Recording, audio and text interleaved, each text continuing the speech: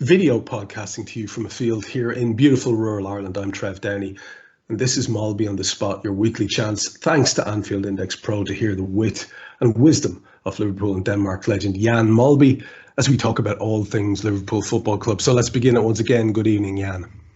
Good evening, Trevor. I just need you to talk to subscribers to what we've been through for the last 15 minutes. Let's just say technology's a bitch and leave it at that. Because it wasn't fun, man. It wasn't fun. But look, we're here. We've got there eventually, and we have no end of stuff to talk about. We decided we'd try this one in video because we had something set up, more of which later. We'll come back to it because I want to talk to you about that particular thing that inspired us doing the video in the first place. But we said we might as well stick with it for this one, and we'll throw it up on YouTube and see what people make of it. But man, let's just stick to the usuals because we've got enough to talk about. We've got endless stuff to talk about. I don't really know 100% where to start because there are so many kind of divisive things going on at the moment. But let's just do what we usually do and start with our most recent outing. Now, it was a bit of a kick in the arse, to say the least. Most of us did not see that coming. Certainly you and I, when we spoke about it, we were very much, confident and very hopeful about a positive result, but not just a win, but a solid win. It did not look like that at all from the minute the game kicked off. Our opposition, our opponents, were hungrier, quicker to it, better at it. Every first and second ball, it was a bit of an object lesson in how to start the season and how not to start the season. What was your take on how that went overall, and can you explain that, man? Well, I think I was, like every other Liverpool fan, really surprised. And of course disappointed in the performance. What I couldn't believe, Trevor, was that we played like we did for as long as we did, because what was required in the game was a reaction. You know, we didn't start the game well, then we go 1-0 down, you think there's going to be a reaction, we equalise 1-1, you think we're going to take over, then we go 2-1 down, not really a reaction. That was the one thing that surprised me, because you can play a game of football and within 30 minutes you're 3-0 up and the game is done. And the next hour becomes a bit of a whatever, instant forgettable. But this wasn't one of these games. This was a game that required a response from our team. And I thought it was going to come. Even with 10 minutes to go, we equalised 2-2. I thought, well, here we go. We're going to score 3-2, force them to come out, and then we're going to score again. But that reaction never came. And I generally I thought we'd left behind. I thought we left that kind of performance behind us and we weren't capable of playing like that for 90 odd minutes. And that was a big surprise. That was a big surprise. I mean, I haven't joined in all the panic and, you know, what is wrong, because I also saw the Community Shield where I thought we looked absolutely different gravy and ready to take on Manchester City. I don't buy into the, 6 players and starting 11:30 or older. I don't buy into that either. But of course, the only thing that can put a lid on it is performances. Yeah, now more of which later, because some of the performances are really at the heart of most of the discussion that's been going on as far as I can see. And I don't really want us to be a place where stuff that's been done to death is rehashed. What I do want to do, though, is get your take on what you think the factors might be there, because obviously the manager himself was a little bit taken aback. You could tell by the way he spoke. I don't think he was defensive at all. I think he really took it on the chin well, and he was very honest about how it wasn't good enough. But I'm still kind of at a loss to work out, how does something like that happen? How can we be so off it, so far off the pace that in that first half that it really did look as if the newcomers to the division were us and the old stagers who were up for the fight and had a title to win were Fulham. Can you put it down to the thing we spoke about last week and the week before, which is just simply the idea that we mightn't have our match legs yet. We're still very much bedding in. This is still the extended pre-season. Can we lean into that a little bit as a comfort and hope that it'll click in the next one? Well, we spoke about that mid-July, Trevor, because that's what we need mid-July. And then you see the Community Shield and then you go, do you know what? We're there. But maybe we have to go back to what Klopp said surrounding the first couple of pre-season games, where he spoke about how difficult it's going to be for the first few weeks. But the thing with football, Trevor, is that the future of football, if you want to call it that, you can't predict the performance that is coming, because Klopp would have been 100% comfortable I was at the game. You're there watching them warm up. There's no alarm bells going off. The warm up is as normal as it always is. The boys are sharp and they look ready. And then I have to say, as soon as we start, you look and you go, Alisson didn't quite look right. The first couple of times Trent had it, you thought, this is not Trent, we know. Virgil van Dijk wasn't all of a sudden Virgil. And then it spreads right away to the team, isn't it? If only I could explain it, Trevor. And I think Klopp would have had, obviously, it's a long week, isn't it? Because we play Saturday and now Monday. So it's been a long week, isn't it? But I don't think he'd all be concerned. I was criticised during my commentary that I didn't give attention to what Fulham did. But I didn't think it was about Fulham. I thought it more was about what we didn't do. And I think Klopp would look at that and go, that performance was about the things we didn't do. Because we did see little spells, but only short spells where he couldn't live with us. There was a couple of moments in the second half, 3-4 minutes, where he couldn't live with us. So there's no doubt that we're on a different level to them, in it. But well done to them for getting the point or whatever, isn't it? But obviously we've got our own problems going forward, isn't it? We got a potential nice run of games coming, hasn't it? But you know, if the way we played against Fulham is anything to go by, then we also got some real banana skins. Yeah, and exactly. And we thought we had a comparatively comfortable one to start with. It's a bit, it does undermine the confidence a little bit. Now, obviously, you don't throw the toys out of the pram to the extent that most people who are on social media will have seen. You, again, are wisely immune to all that shite. But let me just explain to you in a nutshell. Again, we have our two extremes. We have our everything is going to be fine, trust, believe, and all that stuff. And the other side, burn it all down. And in between, obviously, somewhere is the truth. And most of the fractious discussion over the week has centred on the midfield, because in that midfield area, we didn't look at it at all in the first half. And now we have an injury to arguably our best footballer in the form of Thiago Alcantara, and certainly our most progressive midfielder. And that's a massive, massive issue. And of course, the knock-on effect from that is if you factor in injuries to a couple of other lads and the comparative durability or lack thereof of the lads who remain, then you have a situation where I think it's very understandable that fans are clamouring for another signing in that area. And we've spoken about it. And of course, we know that there's very little point in trying to second guess what is going on behind the scenes because it's delightfully secretive. But Jan, I would imagine this has made people think that if they weren't going to, now it must be somewhat of a consideration before the window shuts to try and strengthen there, because it feels like that situation where if we don't do it like we didn't with the defender a couple of seasons ago, it seems almost willfully negligent in that kind of way. Now that's my take, and some people may hammer me for it. You're the person whose opinion matters here. What do you reckon? Well, I think it's really difficult. We obviously had Jurgen Klopp commenting on the midfield situation in pre-season where he said, we have enough. And what does that mean? Does that mean we have enough numbers? Or does that mean we have enough quality? You know, and I think that's the one thing that's reared his ugly head, hasn't it? Quality, or maybe even lack of quality. You know, and people will point you to a team that rightly so has aspiration to win the Premier League and the Champions League. You end up with a midfield of the likes of James Milner, Harvey Elliott, Jordan Henderson, then Cavalier, the young boy, came on as well, isn't it? And people look at that and compare to some of the others and think that we're light. And I tend to agree. But we know that we don't do short-term solutions. You know, everything is long-term, everything is planned. And we're led to believe that the plan is next summer when Borussia Dortmund is prepared to sell the guy that we want. Because let's not forget, last summer they sold Sancho, this summer Haaland, next summer it will be Bellingham. Then we're going to do that kind of business. So I'm still to think, Trevor, that a 2-2 result at Fulham won't change our long-term plan. So I think what it will do, it will enable Milner, Elliott, who I believe, I've seen all headlines, I think he signed a new long-term contract, hasn't he? Correct. And the young boy Cavalier, they will just be given more opportunities. That's the way I read it right now. I think that's the most realistic way of reading it. I think it's whether people like it or not, probably the reality. You spoke about Harvey Elliott there, and I'll just pull up the article and just check if I can get the details of the contract here. Lots of nice pictures, lots of nice quotes from Harvey.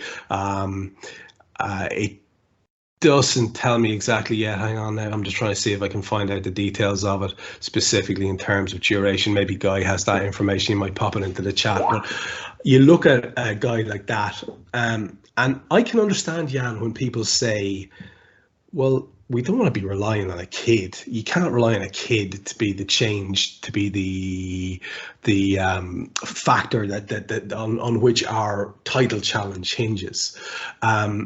But at the same time, if you have a player and he has ability and he's good enough and he's available, I think almost then the age is almost irrelevant. What do you think about that? Because I know in the era you played, and you know, whatever silly little levels I play football at, if you were good enough, you were old enough. And if Harvey Elliott has the ability, why not play him? And that's the question. What do you reckon to him being a starter? Do you think he has enough as it stands? Well, I certainly thought that when he came on last Saturday against Fulham that we looked a lot better. There was more tempo introduced to the way that we played. We passed the ball quicker. It also appeared that his vision was better than the people who had played in the minutes before him. So I'm not overly concerned about Harvey Elliott having to play. It's the midfield that plays with him that has to function for him to be able to function, because I don't think he's at the level where he goes in and goes, listen, don't worry about it.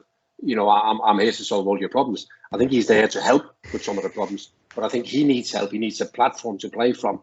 And that's obviously the platform that, you know, Fabinho and Henderson should be able to look after him, and he should be able to do stuff. So coming back to it, I'm not overly concerned. Is that the solution for 60-70% of our games going forward? Then maybe I am a little bit worried. But I keep coming back to Trevor, and I know you feel the same, isn't it? If Liverpool, if Klopp feel that we can go with what we got, I think the least we can do on the back of what we've seen over the last 6 years is to go, we trust you, we believe you. But the frustrating bit is, Trevor, we waited for this, haven't we? I think there's so many things you overlook, is, you know, Trevor, we come back and we can't wait to get going again, but then you overlook that the boys were playing to halfway through June, relatively short off-season, and then they're going again pre-season, and we're having the injuries, but everybody's having the injuries, aren't they? And I do believe that. Having been at a few Premier League grounds last weekend and speaking to people, and they're finding that in a lot of the camps, what the players are talking about is the World Cup. The World Cup already, people have returned back and gone, talking about the World Cup, you know, it's as if the next big thing is going to happen in so many footballers' career is the World Cup, isn't it? And for some clubs, I believe it's become a real problem. It's like almost overshadowing the 16 or 17 Premier League games you have to play before that World Cup starts. It's a nightmare, that World Cup in November and December, and it's only going to get worse, Trevor. There's no two ways about it. And, you know, that's, I suppose that's what everybody who's being extra cautious or pessimistic is thinking. Well, look, Thiago's not just going to have this injury. He'll come back and he'll probably have another one. Naby Keita will have several injuries and so on and so forth.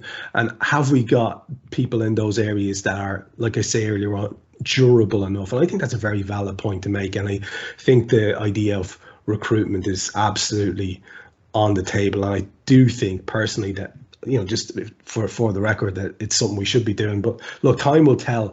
And as you say, the interjection of the World Cup in the middle of the season is just bananas. And to hear that people are actually thinking and talking about that, you can see how much of a factor it's going to be. It's going to take people's minds literally off the ball at times. I heard people talking about injuries and all that kind of stuff and decisions you make in games coming up to the World Cup. So that's just a whole shit show that we can get to later on. But when it comes, we'll try and enjoy it. We'll try and see it for the positive that it is. In terms of other takeaways, we do have to acknowledge the good things. And one of them is that our striker came off the bench and scored an outrageous goal. An element of fortune to it, I have to say, but he was intending to do the thing that he did. So we'll give him the bonus points for that. And when he did come off the bench, like you said, with Harvey Elliott and with James Milner as well, the dynamic changed. And I think we were very unlucky, Jan, with the timing of the penalty. A very atypical Virgil van Dijk intervention at a really shitty time, because I think we had the momentum and I think the game is probably going to be ours. In the end, the 2-2 is probably fair enough, but the positives there to lean into. This kid, Nunes, does look the business, not just the goal, the movement, the fact that he seems to have defenders in a flap. And when you think that we have that new wild card to introduce and to play to. And you saw Mo Salah come alive in a way that he hadn't been for the entire game when Darwin was on the pitch. That could be very interesting to watch as well. And they assisted each other for their goals.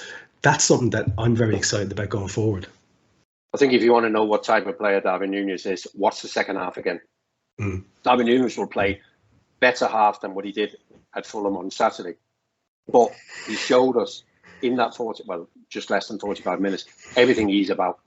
He's a near post man, which it's been a while since we've had somebody who's out and out near post, but he's a near post man, isn't he? We've seen that already. We saw 3 times in the second half. I'm talking about mainly Matip from the back, trying to pass it into Núñez's feet, and Núñez already spun and he's gone. The passers in the team, Thiago and Van Dijk, won't have a problem with that. There's that. But the likes of Matip, who's just used to a routine. When I bring the ball out from the back, I play it into Bobby's feet and we go from there. And he did that 2 or 3 times in the second half, and Núñez has already gone. He's on his bike, isn't it? So I'm not concerned about him. He has work to do. Of course, he has work to do. Technically, he's not perfect at the moment, but he's such a handful. And I have to be honest, Trevor, I thought it was a banker that he would come on at half time. The fact that we waited a little bit surprised me. Also because he came out, he was ready. All he had on was the yellow top. He's playing shirt. He was ready to come on, isn't it? But we waited a little bit in it. But I doubt we'll be that foolish again against Palace.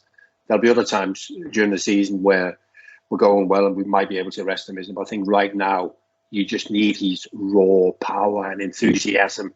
And I can't see there being any other choice. But he starts the game against Palace. Now, again, I want to lean into the positives, and obviously I think we're going to see a lot of that player over the course of the season, and we look forward to that. It's one of the few joys that we can almost guarantee ourselves is see the development of that guy under Jurgen Klopp. But alongside him, we have Carvalho to look forward to as well. Like we said, Elliott may or may not get a lot of minutes. I'm very excited about Carvalho as well, Jan, and I would like to think he'll get plenty of minutes too, not just in the cups. I'd like to think he might be someone who could come on and do a job for 15 or 20 minutes for a few matches and see how he goes and maybe get a start eventually. He looks very exciting, very positive. And when you factor in, we've got the kid, is it Bajcetic as well, who's just signed a contract, who to me just looks like a proper footballer as well. I suppose there's plenty of reasons to be positive about the squad going forward. What we're looking for here, if we're being honest, is perfection, because we just want to maximise the chances. I've said it a million times. This group needs to win trophies, as many trophies as you guys used to cobble together, every second season at least, to win a major trophy. That's what this team needs to be doing under Klopp, because we haven't seen anything like it since you guys. Do you think we have the makings here now, with the exception perhaps of that midfielder who will or will not come in, to do that we can actually step forward? Because you mentioned, I'd like to go into it via Bobby Firmino. You mentioned, Darwin coming in and how Joel used to play balls into Bobby's feet. Well, Bobby was almost anonymous in a way that I hadn't seen for ages in that game. I'm wondering, are we actually just seeing what might be a kind of painful evolution as some of the older guys or more regular guys step out, and we have that kind of teething process where some new faces are coming in? That could happen, right? I think it has to happen, Trevor. I don't think you can keep getting away with making just good decisions in terms of bringing in people and when to let people go. There also has to be some people that might just outstay the welcome a little bit, and we see them, and maybe we lose a little bit of that joy we've had of watching them over the years. And possibly Bobby is already starting to fall into that category. I mean, there's plenty of teams where Bobby would stroll into that team and be a player, but we do things slightly different. And although the way that we play when he's on the pitch is set up to make him look good, but maybe just that little edge has gone off it, hasn't it? Because we're a bizarre team in that we are our best when we're at 95% above, isn't it? There's other teams. Manchester City can play at 70%. They play a totally different way, isn't it? But we have to be up there, isn't it? And that's a physical thing. That's a physical challenge. And maybe that's where Bobby's just feeling the pinch. But I do agree on Saturday, in the first half. You couldn't find it for love or money. And credit to him, he's looking, isn't he? He's dropping deep. He wants to get involved in the game, and he's thinking, where can I? And he's also probably read the situation that the midfielder's not playing too well. I can drop in there and help them, isn't it? But he unfortunately wasn't helping anyone, include Alf, isn't it? And that unfortunately just happened.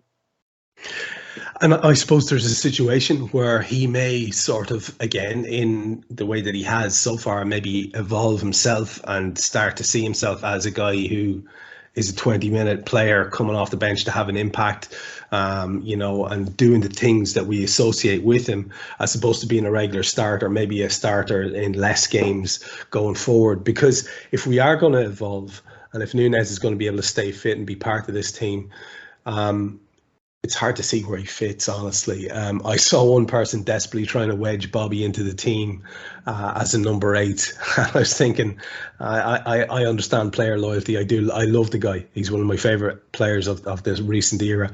But I think that might be a stretch. And, we just have to accept certain things, certain evolutions. Like I said before, you went through several sides there at Anfield where that was the case. Just things evolve, and suddenly sometimes a face doesn't fit, and that's just how it goes. It doesn't have to be on the back of that one performance. That's not what I'm saying, but it may just be a thing going forward. And I want to talk later on about the games to come up, but just to round up the reflection on the start of the season, again, maybe a little bit over the top, but let's compare and contrast, shall we? The start made by several of the people who would be considered rivals.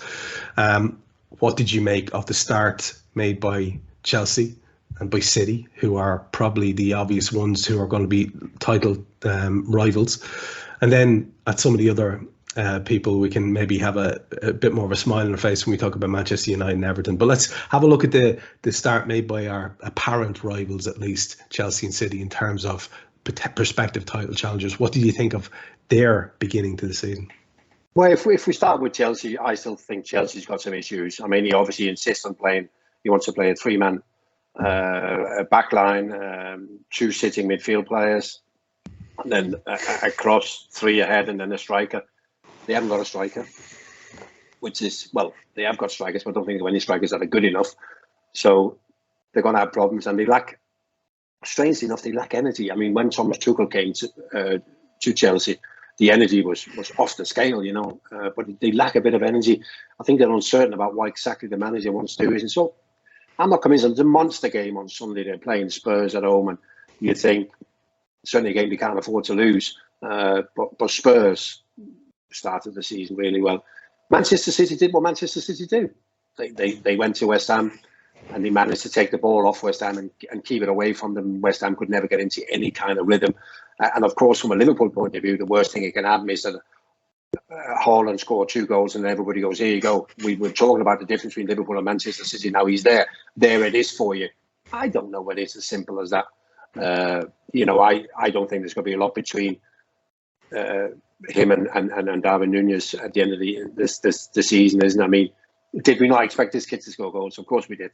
So when he scores goals, there's no reason to be bowled over and go, whoa, this is over, because it's not. But City just did what they do, isn't it? And credit to them, isn't it? They're just, aren't they? They didn't look like they did Community Shield, but they were ready for that West Ham game. That's a tricky away game. As I said before, took the ball away from them, hit the ball from West Ham, and basically just played them off the pitch, really. Not greedy in terms of they wanted to win 4 or 5 or 6-0, just quite happy to win the game 2-0, be in complete control. Spurs, I thought looked good, and I think they will be good, certainly up to when the World Cup starts, isn't it? But in terms of, are they as good as Liverpool and Manchester City? No, I can't see that. Arsenal did okay, tricky away game, balance, and of course we have our friends from Manchester. Yeah, Stop it, Trevor. You know what? We should take a second to look at them, and we will do it separately. Just on City before we move too far away, because we've already sort of brought up the frustration around transfers or lack of it from a Liverpool perspective, and that just won't go away. That's just going to be the topic of conversation till the window closes, and then for a considerable period afterwards if people don't get what they want. But in terms of City, there's a really weird one going on at the moment, and it's directly linked to the frankly bananas shenanigans going on at Barcelona. I don't know what to make of it. I've tried to understand it. it doesn't make a whole lot of sense to me from a financial perspective. There are all sorts of moves being made to free up cash.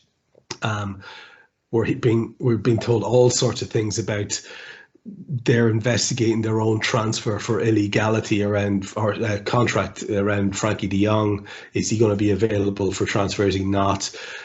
But the City thing is the angle I wanted to go to, because there's a distinct rumour that will not go away that Bernardo Silva, who, for all he might be a very dislikable kind of an individual, is a wonderful footballer and probably their most important midfielder in many ways. And he wants Barca, apparently, which, again, I can't explain that, but, fair play to him if that's what he wants. That could have a real big knock-on effect. Now, I don't expect something like that to happen, Jan, without them having a contingency plan.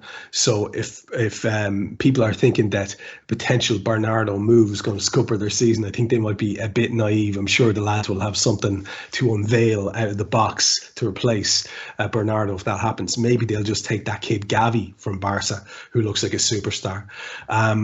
But in terms of City's readiness and their squad, how does that look to you? And especially if they were to lose Bernardo Silva, and there has to be something to it. It won't go away, that rumour. Well, I was surprised at some of the sales they've done already. I was surprised that they sold Raheem Sterling. I'll never be convinced that Raheem Sterling is a world-class footballer, but he's a very effective footballer. And with him going and Gabriel Jesus going, that's 21 Premier League goals they took out of that team. All right, let's say Haaland comes in and scored 25, isn't it? But it doesn't take them any further away from Liverpool, in my opinion. So I was a bit surprised. And the boy at the back, the Dutch boy, Nathan Ake, there was rumours of him being available for Chelsea if they would have paid him money, and Zinchenko has gone to Arsenal. So I'm a little bit surprised. But maybe Pep Guardiola's just reached that stage with the group of players and gone, listen, if you want to stay where we are, we need to make some changes. But I agree, Bernardo Silva is a wonderful player, and I would be amazed because they don't have that type of midfield that does what he does. He's very much a carrier of a ball, isn't he? He carries the ball on his own. He's a wonderful footballer, so I'd be surprised. But the rumour just keeps, it's there, isn't it? So it makes you think. And sometimes it makes you think, isn't it, that if you as a player go to Pep Guardiola and go, I want to go, does he go, okay, I'm kind of finished with you. If you don't want to be here, that means you're not with me. I'll let you go. I really don't know. And does Pep still have, of course, Pep still has a soft spot for Barcelona. Would that be enough to allow Bernardo Silva into that circus? Because that is a circus, isn't it? And now FIFA and UEFA and somebody can't regulate that. Or the Spanish FA, La Liga is just beyond what they get away with. Now, a club you have very strong links to is Ajax, and of course, the manager of the other Mancunian club has that pedigree as well. You wonder what's going on there. I mean, it's source of fun for us. Of course it is. The longer they can't get their shit together is just, it's all a bonus. But I am curious to see what you make of what's going on there, because obviously the idea would have been that he'd come in, that there would be some sort of new culture, that there would be some sort of style of play, there would be some sort of maybe, I don't know, possibly previously missing discipline, whatever the culture a new manager brings. And then we saw all the shit with Ronaldo pulling his Billy Big Bollock stuff and leaving the game at halftime. And we saw Ten Hag being quite dismissive of him. He doesn't start the first game of the season. And they get the result they get. I mean, it's a bit of a mess, Jan. I mean, I have a lot of friends who are Manchester United supporters. My old man is a Manchester United supporter. And, far be it from me to feel any pity from a shower who laughed at us for 20 years. But at the same time, I don't see what they're trying to do there. I can't see any plan. It looks like the same mess happening again under yet another manager. What's your take? Because obviously you'd be a bit closer to it. Yeah, and I was at the game on Sunday, and of course, on the back of a season where they've done okay, you got to be careful. But you do have a tendency where you're thinking, but I'm still looking at the same things, and when they start playing for real, I'm still going to be looking at the same issues in that team. Wherever you start, you want to play Ten Hag football. De Gea is no good as a goalkeeper. He's a wonderful goalkeeper, but he can't play the Ten Hag football playing with his feet from the back. You have a right back who's nowhere near good enough. You have Luke Shaw, who's now been there for a lot of years, and my best have had 2 good seasons. You cannot, for a lot of money, find centre halves. For the last 5 seasons, they bought in 1 big centre half per season, and still they can't defend. So you're looking at, and I don't want to jump on the Harry Maguire thing. I think Harry Maguire's okay, but he can't play the way they want to play. So you need something else. And then you look into the midfield. The 2 sitting midfield players, McTominay and Trev, whether they're any good or not, they're no good together, but he played them together. As a solution, he plays Christian Eriksen as a false number 9. Bruno Fernandes. Bloody hell, Trevor, they got a problem with Bruno Fernandes, because you cannot play Eriksen Hag football with him the way that he plays, while Western football puts the ball at risk at all times. Jadon Sancho, who looks like maybe the Bundesliga is his level, been very poor. And Marcus Rashford, whatever's happened to him, I have no idea. But I don't know. And what I don't know either, Trevor, is that it now appears that the transfer that they've made has been the manager's choices, hasn't it? The boy from Ajax and the other Dutch boy from Feyenoord that used to be at Barcelona, and now we're looking at them being linked with players that Ten Hag has had in the past, or he would recommend. So what is happening to the recruitment? You know, the recruitment team has been preparing for 12 months. New manager. They knew there was a new manager coming in. Let's get ready for the new manager. And also, it's the final thing, Trevor, is that compare them to Chelsea. Lukaku, not working, out you go. Timo Werner, you've had 2 years, not good enough, out you go. They make sporting decisions that hurt them financially, but they make them because they know in the long run it'll benefit them. Manchester United don't make them decisions, do they? They hold on to everybody. They're holding on to Ronaldo. What for? Ronaldo's leader. Why are you holding on to him? Get him out. Move on. But they're going to hold on to him. And then come the 1st of September, he'll probably still be there. It's going to be a circus beyond, but they don't make those. If you don't want Harry Maguire, move him out. Even at a cost of 40, 50, 60 million, move him on. Jurgen Klopp, not so much, but he did it with Sacco, didn't he? Sacco's not for me. Out you go. Arsenal of late, Aubameyang, Mesut Ozil, Willian, whatever, out you go, isn't it? United don't make them decisions. They don't make them decisions that hurt you, because they run this overinflated balance sheet, the Glazers, which allows them to take out dividends and allows them to take out massive loans in the club, because there's overinflated balance sheet of the value of the players. When, in honest, Trevor, you wouldn't get 2 bob from any of them, I can guarantee you that. Something struck me there when you said that, and I want to ask, because not Monday, which is Palace, but Monday week, we actually play United at Old Trafford. So what do you mean when you say Ten Hag football? Because a lot of people will have seen Ajax in the Champions League, and that will be their only exposure to it. What does that brand of football look like? We knew when Klopp came to Liverpool what we were going to see at the start. At least it's evolved. But what were you expecting to see, or what do you expect to see if Ten Hag manages to stamp his personality on that side? So I expect something like, go back all the way to the 70s, and it was called total football, that Ajax and the Dutch national team played, where everybody's comfortable on the ball, everybody wants to play. And we saw it a little bit from goal kicks when they played against Brighton. De Gea would take a short goal kick to Lisandro Martinez, and then he would look up and he'd go, what the fuck do I do with it now? I can't give it to Harry Maguire, I can't give it to the right back, below. And the 2 defensive midfield players don't want it either. The only one I can give it to really is Christian Eriksen, but he's hiding up there because he's playing as a false number 9. So that is how he wants to play. He wants a team to be able to evolve. He wants people to feel comfortable in a number of positions, not for 90 minutes, but if you should end up in another position during the game, he shouldn't make any big problems. But it does. And that's another thing you mentioned before, Trevor. Don't forget, he's had a pre-season tonight. And I can't see what they've been doing in them 6 weeks, apart from maybe getting them fit. But I don't see any change in the way that they play. It was twofold for Ten Hag. Welcome to the Premier League. And by that I mean you start the season at home against Brighton, who will finish, I guess, between 9th and 14th. So it's a mid-table team. You play a mid-table team in Holland at home, you win 3-4-5-0. So instantly, there's a difference in it. Played off the park in first half at home against that team. I spoke to Manchester United fans before the game, and they go, we don't know what to expect, Jan, but we do expect to beat Brighton at home in our first game. And the second thing is, welcome to Manchester United, where the players do what they do. Until you get rid of that culture, When the players do what they want to do, firework, Trevor.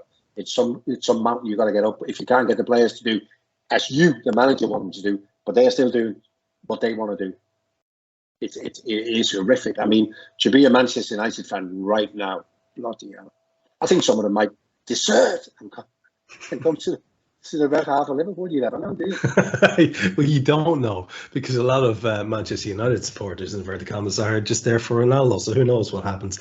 We shall see, and we watch that very closely over the next weeks. Now, before we finish the show out with a look at our next game, and we'll actually have a quick flick forward to that United game as well, and the rest of the games, whatever's left in August.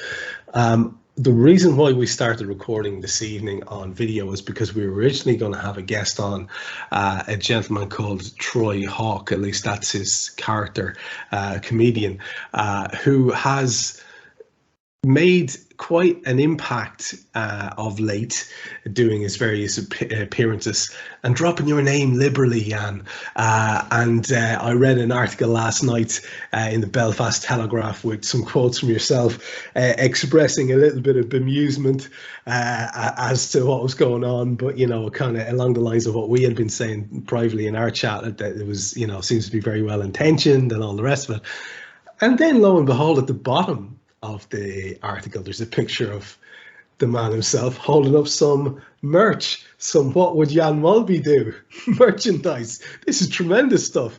Talk to us a little bit about what's happening here, and is it connected in any way with anything that might benefit anybody else? Because we will eventually have Troy on the show, and we'll have a little chat between yourself and himself. That was scheduled for this evening, but his Edinburgh schedule kind of got in the way. But just so folks know what's going on, because a lot of people are going to be seeing bits and pieces and be confused, like what's going on. What's your take on it so far, and how do you feel about this taking of your name in vain? So here's what I know, Trevor.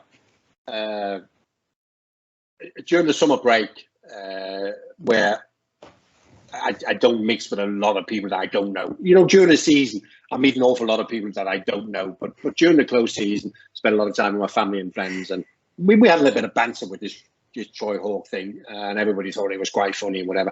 But of course, then the next thing, the season starts, and I forgot.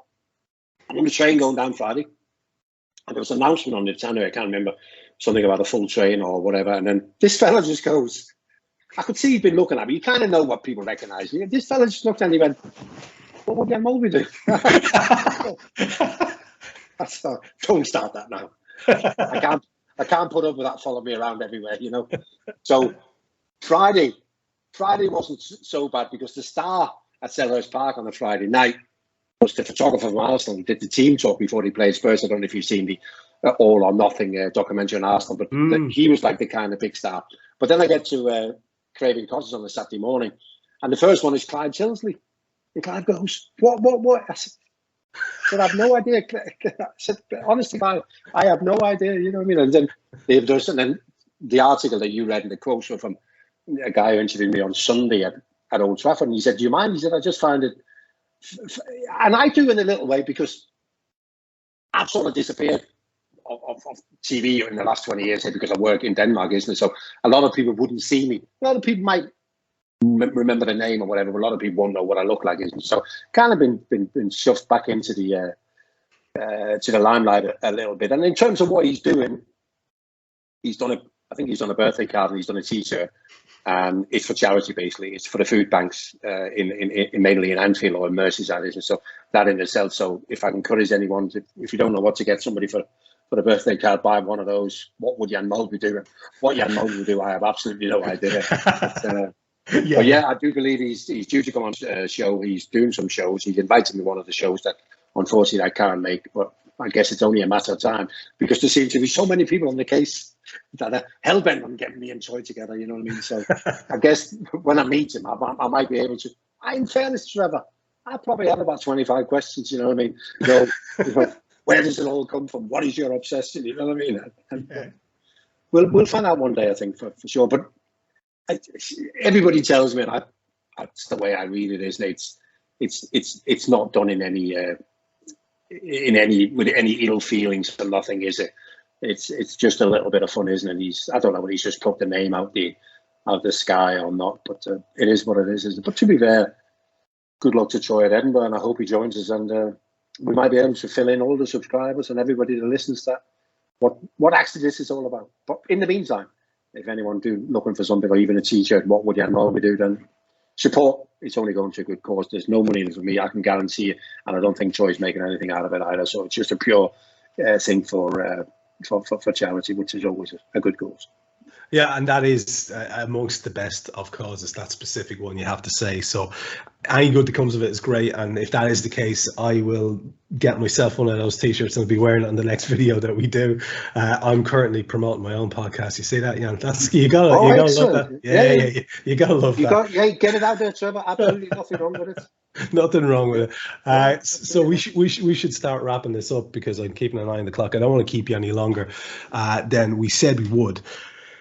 We should finish with a little bit of focus on the weekend, and we have the Anfield clash against Crystal Palace, 4 days' time.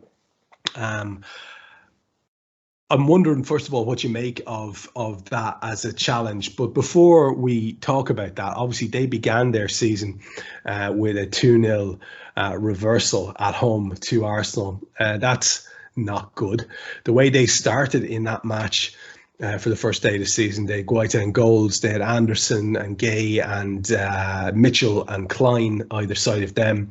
Doucouré and Schlupp, nominally in midfield. Ayew, Zaha and Eze, and then ahead of them, Edouard. When you look at the bench and what they can bring on, there's Joel Ward, there's Mijovic. They've got Jean-Philippe Mateta, who came on. Will Hughes came on. Sam Johnston's there as well. Chris Richards. Apart from that, Riedewald as well, another name I'd recognise.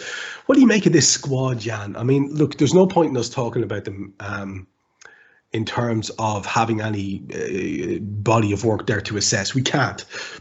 But in terms of the footballers there that have been mentioned, and the manager and what you think it is he's trying to do from what you've seen so far, what do you make of Crystal Palace and what Vieira is trying to put together there? I think quite strong. I think they're quite possible of being in that group of clubs that finish in between 8, 9 and down to 14. They have one glaring problem. They can't find a number 9. They can't find a striker to fit that system. They got 2 at the moment about Mateta and Edouard, but doesn't seem right. Apart from that, they got a lot of talented footballers. I thought they would have a difficult start to the season because of the way that their pre-season was.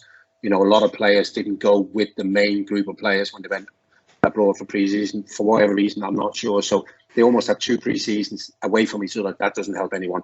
And that's how they started the game against Arsenal. For 25 minutes, they were shocking. Luckily, only to be 1-0 down.